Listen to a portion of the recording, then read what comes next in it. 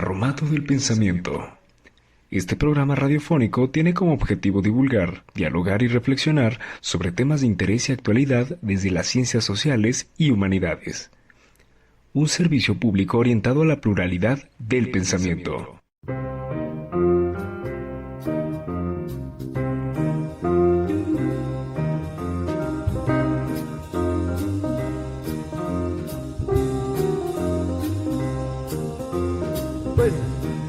Bienvenidos al 15º episodio de Carromato del Pensamiento. El día de hoy hablaremos sobre el futuro de la filosofía y para ello entrevistaremos a nuestro colega Israel Alejandro. Tenemos el honor de tener aquí a nuestro amigo y compañero de diversos cursos, al maestro Israel, que es licenciado en psicología, licenciado en filosofía y maestro en relaciones internacionales. Actualmente doctorante en psicoanálisis por la UIC y ya más adelante pues nos dirá sus perspectivas sobre el futuro de la filosofía. Antes de comenzar, es importante mencionar cuál es el panorama del siglo XXI en el contenido filosófico. Lo primero que hay que decir es que ha atendido las siguientes problemáticas y por los siguientes autores. Intelectuales y filósofos hablan sobre el desquebrajamiento de los sistemas en el nuevo milenio, como lo son el capitalismo, la censura y el papel de la democracia y de los nuevos sujetos políticos. Por ejemplo, Jean Baudrillard trata temas sobre estética, consumismo, cuestiona los antagonismos políticos después de la caída del muro de Berlín. El italiano Toni Negri y el estadounidense Michel Hart hablan sobre las desigualdades y el desempleo y cómo esto responde a un modelo capitalista. Por otra parte, desde una línea bioética y desde la biopolítica, es tratada por filósofos como Peter Singer, Giorgio Agamben y Roberto Esposito. Si nos vamos a Italia, estaríamos hablando de Gianni Vattimo y de Habermas, que sobreviven al siglo XXI apenitas y plantean respectivamente que la tarea de la filosofía es terminar de deshacerse del concepto de verdad o de actualizar la ética de Kant. En el siglo XXI se reconoce que la verdad y la razón están situadas históricamente y constituidas intersubjetivamente, como se puede leer en Gadamer. Así bien, la filosofía posmoderna se plantea desde el concepto de sujeto, atiende la idea de justicia como una respuesta a las necesidades políticas, y esto se puede ver en el famoso Zizek, en Ernesto Laclau y en Judith Butler, que por cierto creo que Alejandro la domina bien. Los filósofos de tradición liberal como Martha Nussbaum, Thomas Nagel o Habermas son herederos del pensamiento kantiano y de John Rawls. Y también podemos decir que de los más sonados ante tantas transformaciones políticas son Ulrich Beck y Antonio Giddens, quienes hablan sobre cómo mejorar la vida de cada individuo sin rechazar los beneficios del capitalismo. Plantean también la resolución de conflictos entre grupos desde la movilidad ciudadana. Y bueno, otro tipo de problemas que se enuncian en este siglo XXI a través de la filosofía son las circunstancias medioambientales, la desigualdad y la discriminación. Podríamos seguir con la lista, que es muy amplia, pero en este momento ya es correcto dar inicio a nuestra entrevista que tenemos preparada para ustedes con el maestro Alejandro. Bienvenido y gracias por estar aquí en Carromato del Pensamiento. No, pues antes que nada, pues muchas gracias a Jazz y a Tania por esta invitación y espero que pueda ser un diálogo fructífero, ¿no? Sobre un tema que, pues bueno, pues es relevante, ¿no? Así es, con este contexto que nos acaba de marcar Tania, surgen varias preguntas respecto a el futuro de la filosofía y desde tu perspectiva, ¿cuál fue el papel de la filosofía en otros momentos históricos respecto con los de hoy que nos acaba de describir Tania? Pues bueno, yo pienso que la filosofía, bueno, si la tratamos de entender a través del tiempo, no podrá tener una definición concreta, ya que, por ejemplo, si nos remontamos a los planteamientos de los presocráticos, por ejemplo, la primera reflexión filosófica fue sobre la naturaleza y específicamente el cambio. El pensamiento filosófico era abstracto y obviamente pues no tenía ninguna relevancia para los griegos, puesto que los griegos obviamente tenían a Hesíodo y a Homero. Quizás el primer momento en que se conoció la filosofía obviamente para la gente griega, pues fue precisamente con Sócrates y los sofistas específicamente, ¿no? Y creo que ahí la preocupación pues ya no es tanto la naturaleza o la física, sino más bien el hombre en sí mismo, la relación del hombre con el Estado, ¿no? Y obviamente sabemos que las consecuencias que tuvo la filosofía precisamente pues fue bastante terrible, porque pues obviamente Sócrates es asesinado, ¿no? Y obviamente eso genera la tensión que va a tener Platón o que va a tener un Aristóteles en relación con la filosofía y los asuntos de los hombres, ¿no? De ahí, por ejemplo, que Platón en la República pues plantea un problema bastante que para nosotros a lo mejor en la lectura es algo complicado de entender, cuando pone la idea de un rey filósofo, ¿no? Que para nuestro tiempo sería difícil de entender, pero que obviamente para Platón era obvio que la política obviamente era problemática, era caótica, y que tendrán que ser los filósofos los que tendrán que asumir ese papel, ¿no? Obviamente eso nos llevaría a un debate. Obviamente podemos ir también a la Edad Media y ver también cómo la filosofía ahí adquiere otra dimensión, la relación entre filosofía, teología, que va a ser muy importante. Quizás ya al final de la Edad Media, ya con Occam o Duns Scoto, pues obviamente hay una necesidad dentro del propio cristianismo de volver a recuperar precisamente el aristotelismo, y sobre todo la parte de la ciencia de Aristóteles que había quedado relegada por darle más importancia a la metafísica, ¿no? Bueno, que obviamente eso de metafísica, pues en realidad el libro de Aristóteles es de ontología, no propiamente metafísica, ¿no? Pero bueno, fue el nombre que le dieron los medievales, y obviamente pues para mí Guillermo de Occam y Duns Scoto preparan precisamente la modernidad, ¿no? Para obviamente el pensamiento cartesiano, la matemática como el lenguaje de la naturaleza. Y obviamente la modernidad pues conlleva precisamente no nomás en el ámbito de la ciencia, sino también la racionalidad, que obviamente va a aparecer en la ética. Obviamente específicamente para mí el representante más grande pues es Kant. Y obviamente nos podemos ir ahí al romanticismo y ver otra vez de alguna manera la necesidad de volver a reencontrar los sentimientos como un valor, un estandarte importante, sobre todo para la construcción del Estado alemán. Y pues bueno, ahí volveríamos otra vez a Schelling, Fichte, Hegel, Hölderlin, ¿no?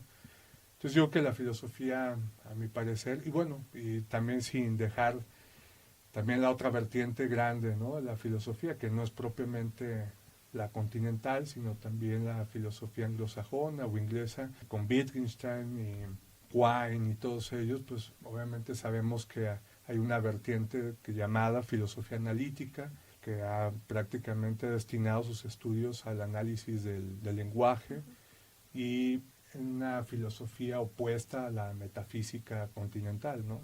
Yo creo que la filosofía ha tenido un recorrido bastante vasto, complejo y no fácil de encasillar, ¿no? Esa es mi posición. Sí, el recorrido es milenario y la filosofía entonces habrá visto la luz al momento en que sale a la vida pública, ¿no? En la antigua Grecia. Ese sería el momento. Justamente esta semana la Gaceta de la Universidad de Guadalajara ha publicado una nota sobre el papel de la filosofía y las carreras, si la han revisado, y lo que se comenta es que el 95% de los estudiantes de filosofía, de los egresados, no se mueren de hambre como muchos piensan, ¿no? Y eso ya nos da un panorama general sobre lo que se entiende o cómo se vive la filosofía en la actualidad.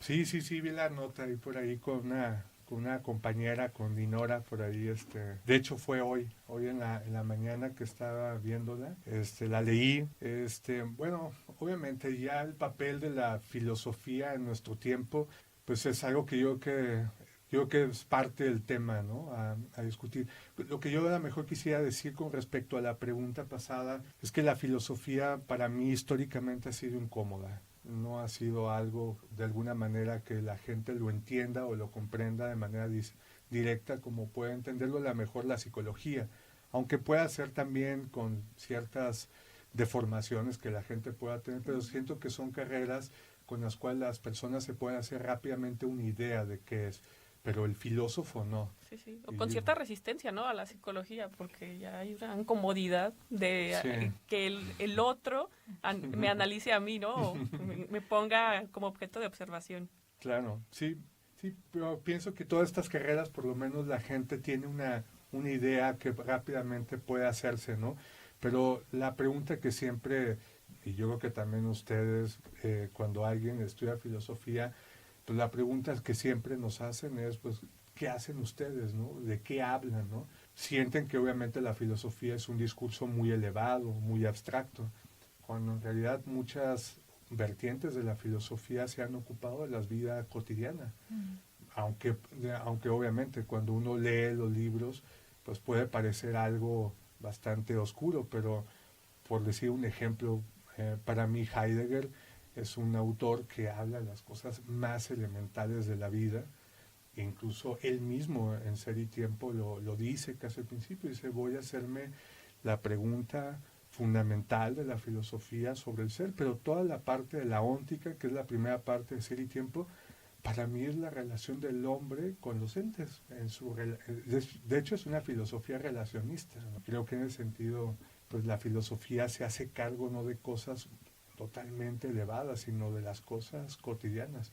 Y ya no, ni se diga de, obviamente, de todo lo que tú planteas al principio, Tania, ¿no? Sobre política, ética, estética, etcétera. Sí, así es. Serían como problemas contemporáneos que nos atienen y que por supuesto los filósofos tendrían que estar como pendientes porque son los especialistas de estos temas, entre otros especialistas, ¿no? Como un politólogo, un sociólogo, etcétera, etcétera. Pues pienso, no sé, bueno, ustedes qué piensan.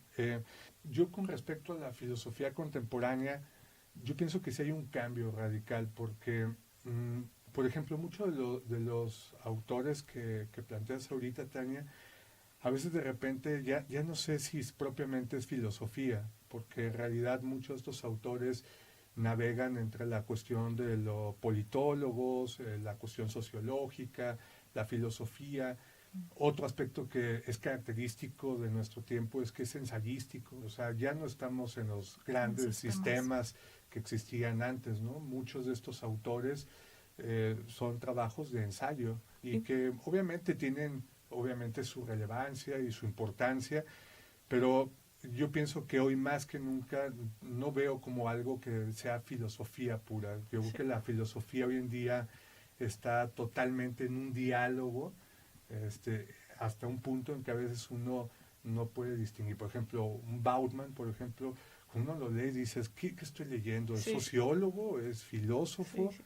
Es politólogo, de pronto, sí, claro. Sí. Hay unos cruces interdisciplinarios, ¿no? Que se están dando y también que la filosofía en esta época se ha profesionalizado y quizás algo que no existía, ¿no? De pronto podemos pensar en Spinoza o en Leibniz, trabajaban y el tiempo libre lo dedicaban a pensar y escribían, redactaban grandes textos, pero ya es diferente, ¿no? Y también tiene que ver por los tiempos que han cambiado. Pues fíjate que yo me he planteado mucho, sobre todo en el ámbito de la academia, en la experiencia que llevo de maestro, el problema de cómo entender yo primero la filosofía. Para mí ha sido un conflicto durante varios años y ha sido un tema que de alguna manera me ha interesado muchísimo porque creo que uno de los problemas es la especialización de la filosofía. Yo no estoy en contra de la especialización porque creo que más bien el problema, y a lo que me refiero, es que a veces uno como maestro tiene que saber con quién va a hablar. Y he dado clases, por ejemplo, bueno, estuve dando 6 años en Culagos, ahí en la UDG, y para mí fueron maravillosos porque durante esos 6 años di materias optativas que no tenían programa. Entonces podía dar lo que yo quisiera. Libertad de cátedra. Totalmente. Y eso para mí fue algo muy importante. Y por ejemplo, ahorita me acabo de cambiar al Cutonalá, y bueno, voy a impartir filosofía de la ciencia, pero bueno, obviamente la situación en la que me enfrenté es que cuando llego a Cutonalá me percato que voy a dar filosofía de la ciencia, pero a ingenieros. Entonces, obviamente este problema ya lo había tenido anteriormente, ¿no? O sea, cuando yo inicié a dar clases, pues claro, o sea, uno inicia creyendo que lo que uno estudió es relevante para todo el mundo, pero cuando te percatas de que hay gente que realmente no le interesa de entrada, pues obviamente el problema es tratar primeramente uno de decir, bueno, antes de hacerles ver a ellos la importancia de la filosofía, es más bien cómo entiendo yo la filosofía. Hay un texto que a mí me cambió muchísimo y me llevó a esta reflexión. El último seminario que da Michel Foucault antes de morir se llama El coraje de la verdad. Yo cuando leí ese seminario, a mí me replanteó una gran cantidad de cosas, porque quizás obviamente nosotros estudiamos en la universidad y obviamente sentimos que la filosofía tiene que ser algo especializante, ¿no? En el sentido de que uno pues se clava con ciertos autores, con ciertos temas, y uno de alguna manera se convierte hasta cierto punto en un especialista de algo en concreto. Obviamente no estoy en contra de eso, repito, porque hay un público que a veces puedes encontrarlo, pero el problema es que para mí siempre va a ser un público reducido. O diverso, ¿no? Está cambiando. Sí. Sí. Yo creo que, por ejemplo, si alguien se especializa en Kant, pues a menos de que haya gente que le interese mucho Kant y que se interese por hacer análisis muy concretos de la obra de Kant, asistiría a un curso o estaría con una atención.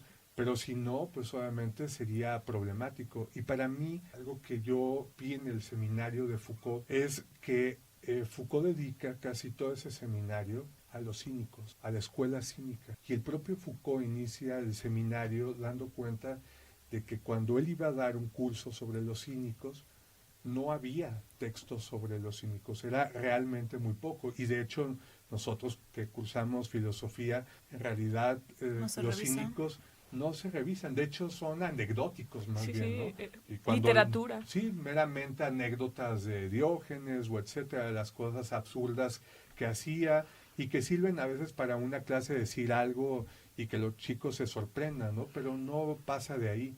Cuando yo leí el seminario encontré la paradoja que Foucault quería mostrar, ¿no? O sea, para él los cínicos es la filosofía de alguna manera más profunda, en el sentido de que una filosofía no de logos, sino una filosofía del cuerpo. Y en ese sentido a lo que voy es que es una filosofía práctica. Entonces yo encontré que hay un público muy diverso, y esto tú lo planteas ahorita, Tania, cuando uno se aboca más a la filosofía práctica, porque la filosofía práctica ahí sí puedes encontrar muchísima gente que no puede de entrada a lo mejor gustarle la filosofía, pero que encuentra en la filosofía un sentido. Entonces, para mí son como dos vertientes. La filosofía especializante, que es perfecta en un cierto contexto, y que creo que la gran mayoría de los maestros cometemos el error porque queremos ser especialistas, incluso con un público que a veces no quiere eso, y que la filosofía práctica sí puede abrir una vertiente interesante para un sector de la sociedad que puede interesarse en filosofía.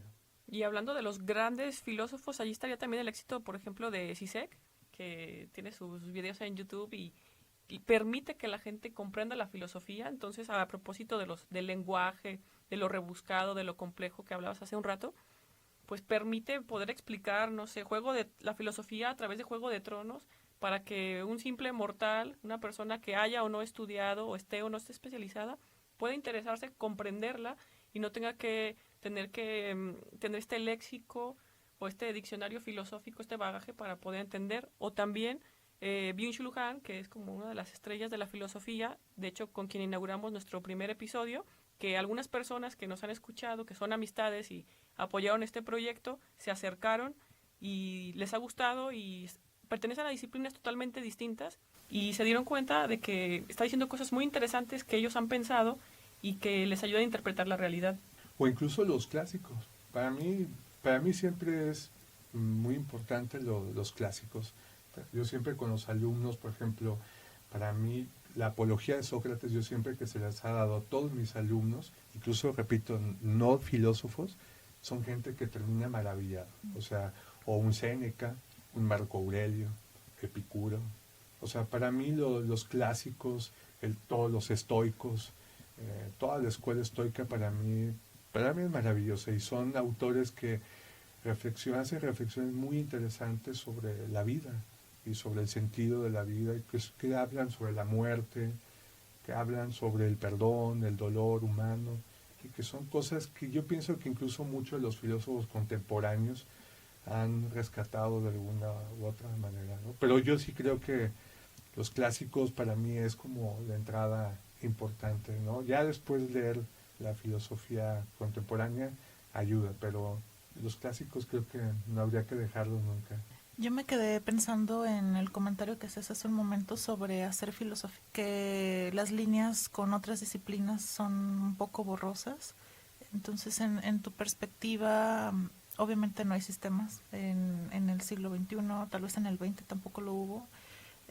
Ya los grandes sistemas, pues con Hegel y Kant y Schopenhauer se agotaron por la diversificación de las ciencias, ¿no? Y las disciplinas. Pero actualmente, ¿qué sería hacer filosofía? Que no se confunda con sociología, con politología.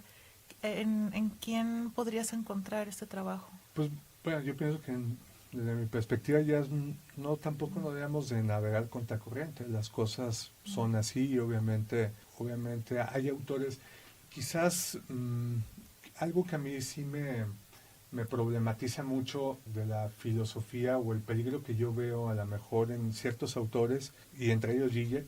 A mí, por ejemplo, es un autor que a mí no me desagrada completamente. Se me hace a mí oscuro, por ejemplo, a mí se me hace un autor... Petulante, aparte. Sí, totalmente, y aparte, o sea, esta forma de mezclar a Lacan, por ejemplo, Laclau, por ejemplo, acabo de comprar hace poco un libro de Laclau y a mí, honestamente, se me hizo horrible, o sea, estaba hablando sobre un debate, de hecho, es un debate que tiene con Zizek y es un libro en donde le contesta, pero metiendo, por ejemplo, cuestiones como el objeto A de Lacan en cuestiones políticas. Yo decía, no, yo no convergo con ese tipo de repente se hacen autores que buscan mucho el brillo, y algo que a mí siempre me gustó de la filosofía helenística, sobre todo de la filosofía práctica helenística, es la honestidad y la sencillez en el lenguaje. Y creo que cuando estos autores a veces quieren ser como estrellas filosóficas, creo que la filosofía con ellos para mí pierde mucho desde mi perspectiva.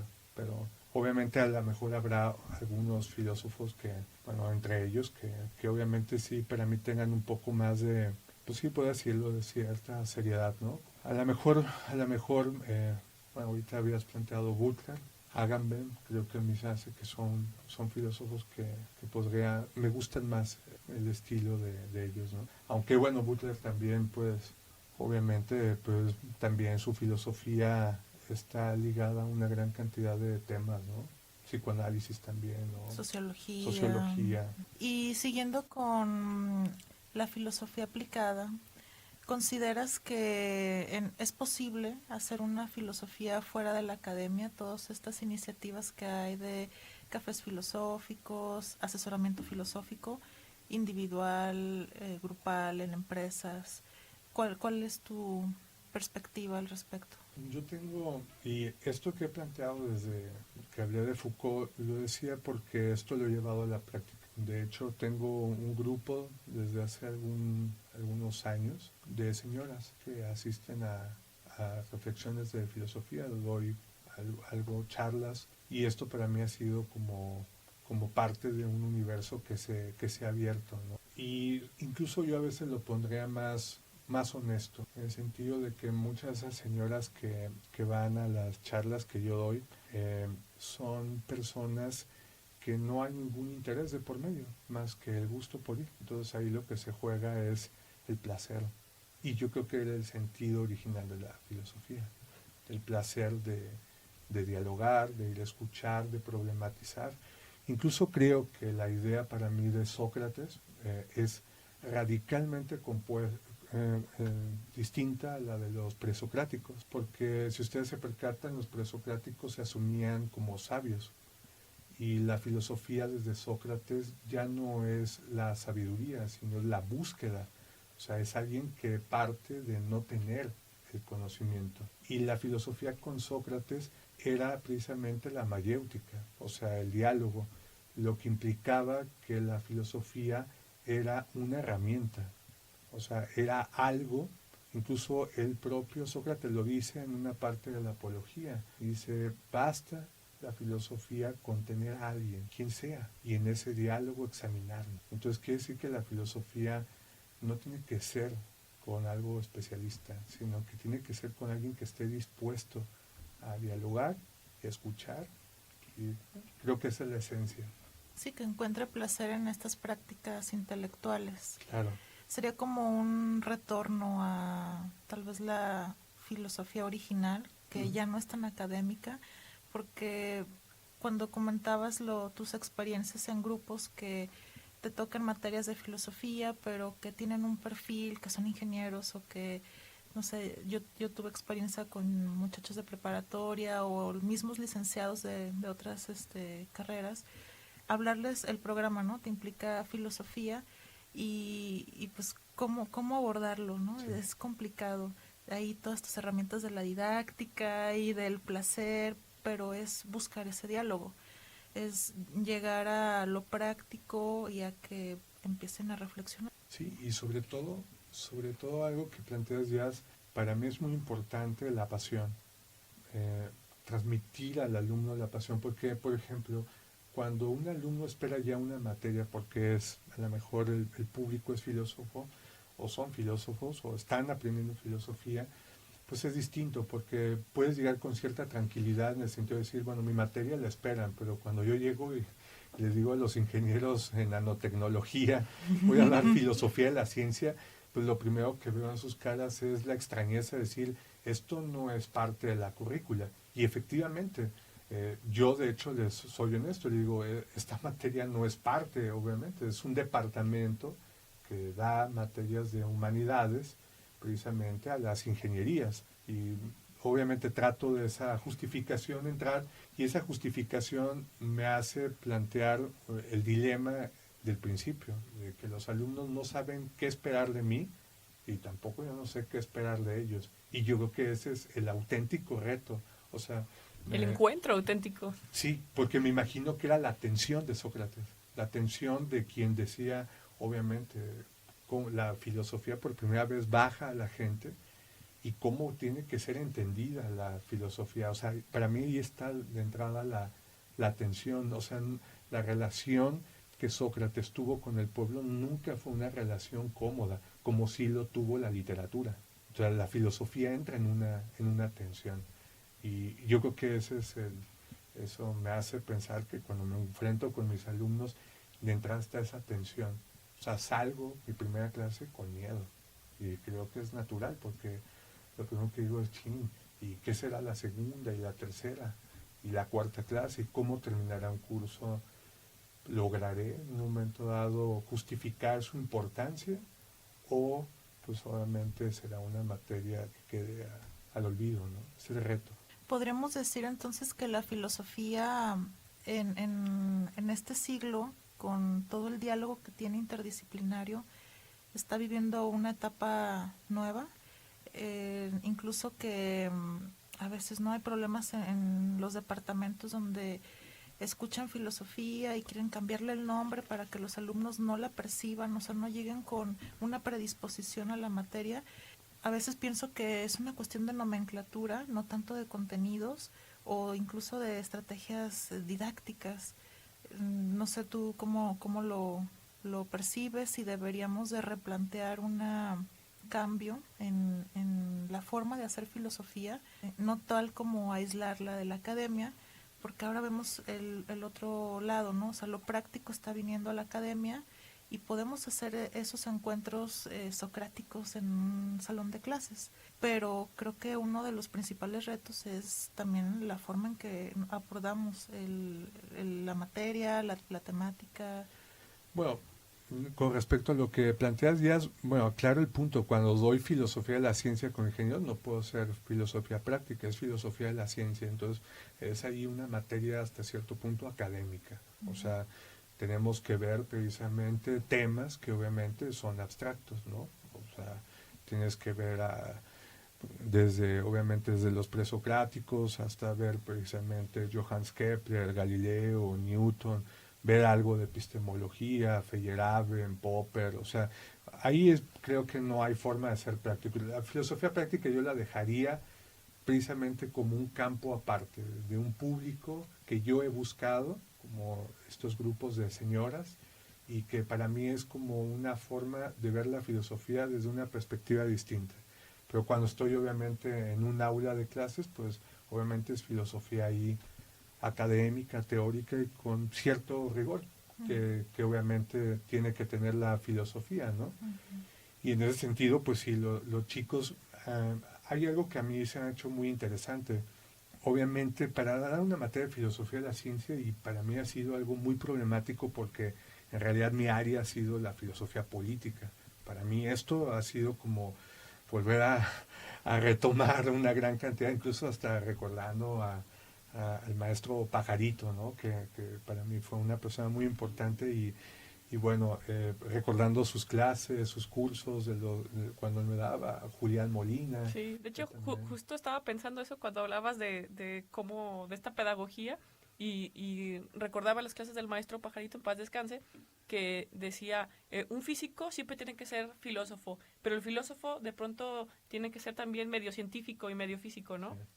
Sí, fíjate, y a mí eso, por ejemplo, me ha costado muchísimo trabajo también, porque, o sea, dar filosofía de la ciencia implica tener conocimientos de ciencia. Así es. Entonces, o sea, entonces para mí ha sido ahorita como otra vez un retornar a los textos, incluso, pues, obviamente también pidiéndoles ayudas a los chicos, ¿no? Porque, pues, como ellos están totalmente metidos ya en matemáticas, obviamente cálculo, etcétera, o sea, ya cuestiones muy avanzadas, a veces yo también les planteo, les digo, bueno, ahora ustedes háganse cargo de este aspecto de la matemática y ustedes expónganla.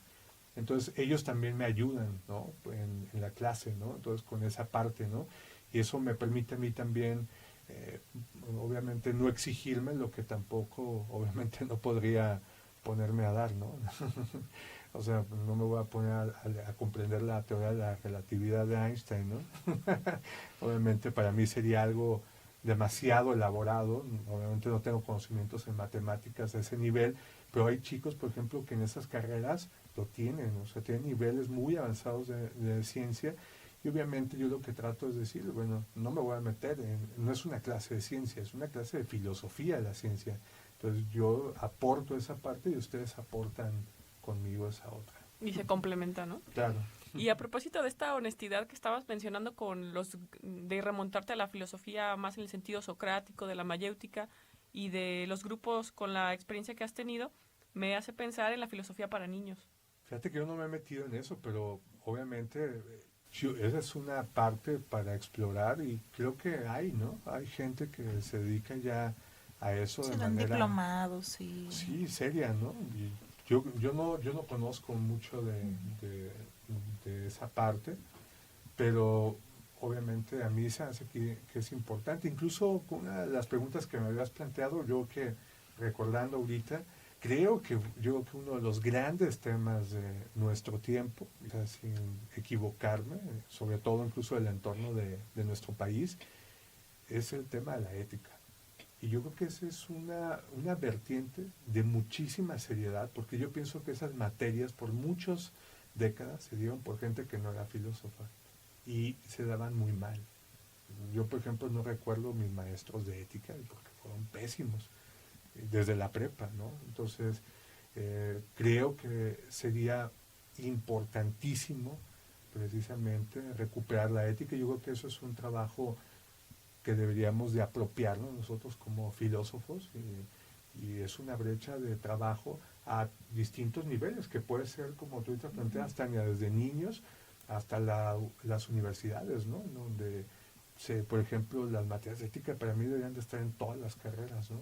Y a veces parece que solo obedecen a cierto perfil de egreso o perfil de universidad, y estamos en una época pues de radicalismos, de mucho posverdad, que la ética es muy necesaria. En este aspecto, ya para ir cerrando el programa, ¿cómo visualizas la filosofía en los próximos 10 años?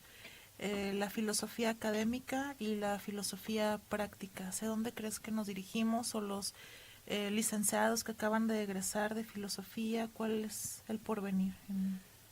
Pues mira, yo, desde mi experiencia, obviamente yo cuando salí de la universidad, y bueno, pues Tania también fue mi mi compañera en la época más o menos en la que salimos, yo sí veo como una cierta preocupación, y no sé si Tania y tú también ya lo compartas, pero siento que de alguna manera, y también tomando en cuenta lo que salió en la Gaceta y lo que planteaba hay algunos puntos ahí, creo que para mí el problema es que la filosofía, por lo menos sí en filosofía, es extremadamente académica, es muy académica. Incluso en muchos aspectos, cuando salimos de filosofía, la filosofía que imperaba en ese momento, yo creo que hasta cierto punto era la filosofía analítica. Y en la Universidad de Guadalajara sí es, y además,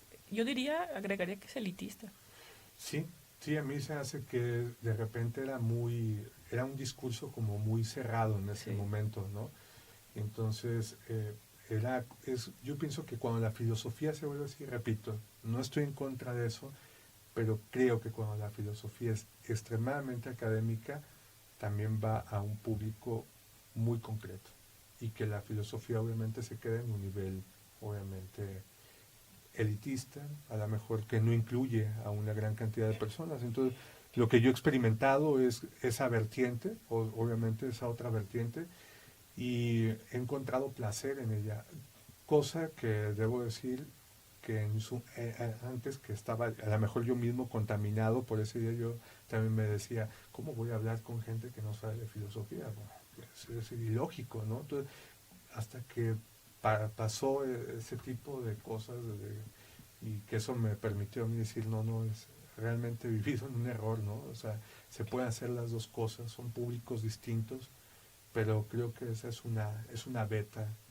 grande para nosotros, ¿no? Y en el sentido, si la filosofía se abre esa beta práctica, pues creo que la filosofía tiene mucho que decir. Fíjate, había una cosa ya, y bueno, no sé, sobre todo aquí en América Latina hay una cuestión que es muy interesante. Hace poco, por ejemplo, estaba viendo a Carmen Aristegui, cuando fue más o menos lo de la FIL, y hacían una entrevista a Carmen Aristegui a Vargas Llosa. No sé si la checaron ustedes, y hay una cuestión que es muy interesante, pero en Latinoamérica es como muy relevante, incluso en temas de economía o de política o sociales, lo que digan los literatos. Y yo decía, ¿por qué? O sea, ¿por qué no? ¿Cuándo se ha visto que se entreviste a un filósofo? O sea, porque un literato tendría que decir cosas relevantes, incluso las cosas que dice Vargas Llosa a mí me parecieron horrorosas. Incluso la propia Carmen Aristegui también discrepó ahí y le dijo, bueno, pero dijo algo que a mí me hizo pensar mucho. Al final, la propia Carmen, aunque le dice, disiento de lo que tú estás diciendo, le dice a Vargas Llosa, pero debo de reconocer que lo que diga Vargas Llosa es importante. Yo estuve en totalmente desacuerdo. Dije, ¿por qué? ¿Por qué hay un principio de autoridad de lo que es un literato? Sí. O sea, yo prefiero mil veces a Borges. Cuando decía Borges, yo de política no hablo porque soy literato, pero es decir que aquí los literatos se dan la posibilidad de hablar de una gran cantidad de temas. Y yo diría, ¿por qué no los filósofos? Creo que es parte, y yo contesté, dije, quizás es nuestra culpa. Sí, porque no salen a la luz, ¿no? Y están comenzando algunos a salir y a estar en espacios más públicos, pero la difusión todavía sigue siendo muy escueta. Y porque en particular Vargas Llosa, desde mi perspectiva, ha utilizado la literatura para mostrar sus posturas políticas. Y en la última novela que presentó en la FIL, pues es evidente. Sí. Claro que también tiene que ver los premios que trae detrás, todas las entrevistas que hace con este carácter político. Pero también, si te fijas, desde Octavio Paz, o sea, Paz era lo mismo, ¿no? Entonces, obviamente los literatos han ocupado un lugar como muy relevante, y acuérdense que Paz hablaba de todo. Sí. O sea, él tenía, incluso en sus obras, hablaba hasta desde Heidegger, desde Georges Bataille, o sea, sociología, historia, filosofía. O sea, es que el alcance que tiene la literatura o estas figuras de estos literatos, pues están los medios de comunicación, le siguen, y entonces son portavoces de su propio pensamiento. Y bueno, Vargas Llosa siempre se ha posicionado como un sujeto político claramente desde su visión y no pierde oportunidad para mostrar cuál es su perspectiva sobre lo que acontece en Latinoamérica y en México. Cuando dices que la culpa tal vez la tienen los filósofos de no ser entrevistados en estas posturas políticas, ¿qué sería lo deseable? Porque claro que publican, claro que tienen mucha producción y se les entrevista, pero ¿por qué su discurso no llega al público o a la gente común? ¿Qué podríamos hacer o en quién pues depende que llegue esto? Pues, bueno, eso sería una pregunta, no sé si podrá contestarla. Por lo menos, yo creo que en Europa, por lo menos, aunque también de repente esto yo creo que de los filósofos, obviamente tiene sus etapas en donde hay tiempos en los la filosofía brilla más que en otros tiempos, pero yo pienso que todavía en Europa la cuestión de los filósofos es un poco relevante, ¿no? O sea, si Agamben o Espósito, ¿no? obviamente de Francia, obviamente bueno, Jean alemanes, Paul por favor. ¿Cómo? Los alemanes, por favor, es que van a Sí, bueno, los propios alemanes, el propio Heidegger, o sea, los videos, o sea, el propio Ser y Tiempo en su época fue un texto que mucha gente en Alemania leía, ¿no? Obviamente los propios, es más, pero yo pienso porque hay una tradición. Por ejemplo, el propio romanticismo fue leído por la gran mayoría de los alemanes, ¿no? O sea, incluso yo creo que el romanticismo fue un momento en donde la filosofía y la literatura había como una relación. Sí, el arte. El arte. Bueno, de hecho, la interpretación de ellos es estética de la vida, ¿no? Entonces, pero obviamente creo que Latinoamérica ha sido, me cuesta trabajo pensar a la mejor, porque fíjense, por ejemplo, incluso hasta filósofos como Vasconcelos, por ejemplo, yo creo que la gente lo recuerda más como el hombre que creó la Secretaría de Educación Pública, o más como un político, que su parte del Ateneo y de la filosofía, sí, ¿no? Que aunque eran obviamente muy vagos en sus reflexiones, pero eran filósofos. Sí. Y había ahí una... Pues el mismo Alfonso Reyes. Bueno, Alfonso Reyes, por ejemplo, a mí se hace que, híjole, el pensamiento de Reyes es muy potente, ¿no? Y a veces encasilla solamente una dimensión literaria. Exacto. Incluso hasta de matemática. Periodística. O también en general la filosofía latinoamericana, la mexicana, que se entiende más como el filósofo como portavoz de los derechos de los indígenas o de los sistemas educativos o que denuncian, bueno, la corrupción, etcétera, etcétera, ¿no? Y a veces se sesga solamente a esa disciplina y de pronto no atiende los problemas más universales o esenciales como atiende algún filósofo europeo. Pues, por ejemplo, bueno, está Sánchez Vázquez, que yo creo que también es un filósofo que ha quedado un poco... De la ética. Ya está en el olvido, ¿no? ¿Sí? Ya no se estudia, se estudian en las preparatorias. Yo sigo estudiando Sánchez Vázquez. Sí, yo tengo ahí sus libros de ética y estética, todos marxista, llevamos, pero... Sí, todos llevamos los textos, o sea, y son textos que deberíamos devolver, ¿no? Leopoldo Sea. Leopoldo Sea, sí, yo creo que hay varios, incluso también desde la misma literatura, Revueltas. Revueltas tiene un texto maravilloso sobre la dialéctica en Marx.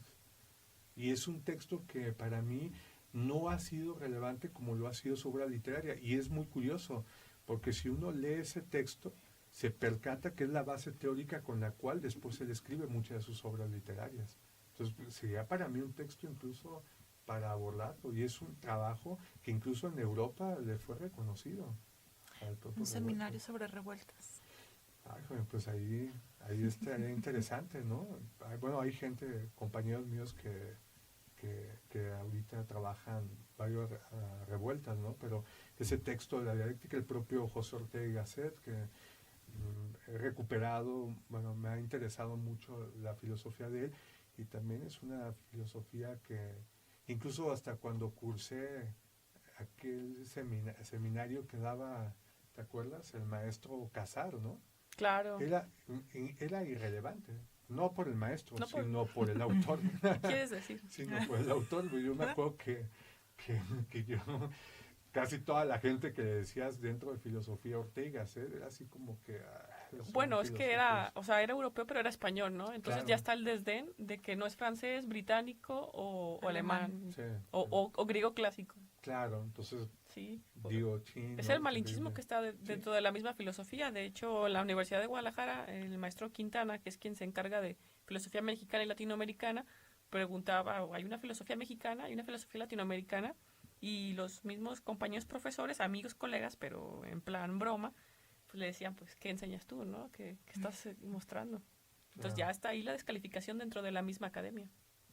Sí, creo que ese sería el dilema.